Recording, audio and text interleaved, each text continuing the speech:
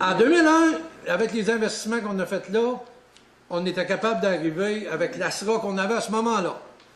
Le jour où ils ont coupé l'ASRA, qu'ils ont coupé les revenus, là, ça ne fitait plus parce qu'ils nous avaient ouvert un prêt avec l'ASRA qu'on avait à ce moment-là.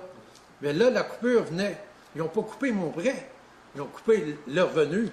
Je suis plus capable de faire les paiements.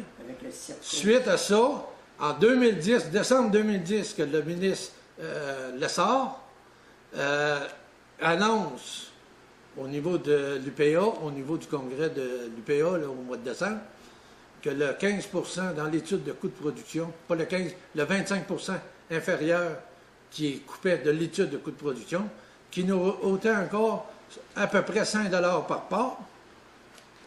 Le 15 de décembre, on a pris la décision avec la financière, la caisse et la coop, suite à une demande que je les ai demandé de nous sortir des chiffres positifs en 2011. Ils ont dit c'est impossible. Fait qu'en 2010, ça m'a coûté 3 000 $ par semaine pour travailler. Mais dans tout ça, là, vous avez dans l'agriculture, vous avez un syndicat, l'UPA, qui est là pour défendre l'agriculteur. Vous êtes-vous tourné vers les instances syndicales pour dire... Absolument rien. L'UPA, tant qu'on est là, c'est correct. Tant qu'on est en vie, puis que ça vire bien, puis que tes cotisations rentrent bien, l'UPA est là. J'ai été, regardez, j'ai été président du syndicat de Québec, dans le port. J'ai siégé à la fédération, j'ai été sur l'exécutif de la fédération.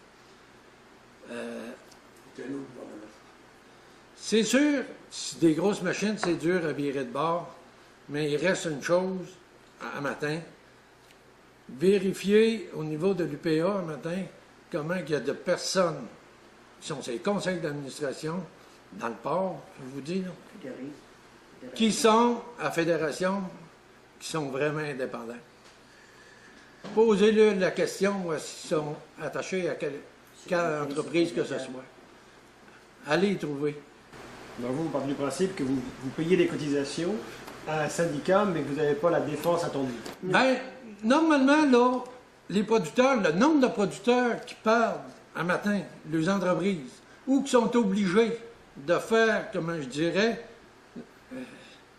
le petit chien, puis dire, ben je m'en vais à l'intégration de moins de temps. Par part, puis je vais garder mes bâtisses, puis je vais essayer d'arriver de même. Le matin, où que la personne, parce que moi, un producteur indépendant, pour moi, c'est quelqu'un qui prend la décision d'aller acheter sa moulée, il y a ses animaux à lui, il y a sa marge de crédit à lui, tout est à lui en fonction. Mais le matin, où que les porcs qui rentrent dans la bâtisse, c'est pas toi qui décides d'y rentrer, c'est quelqu'un d'autre. Ce matin-là, ça va mal à la shop. Parce que le matin-là, la personne qui décide de t'es envoyer décide de ne plus y rentrer. T'es fait, t'es à manger dans la même position qu'on est là. Comme un mariage. T'es là, puis tu restes là. Puis si je décide de te flusher, je vais te flusher. C'est plus toi qui as le contrôle de ton entreprise.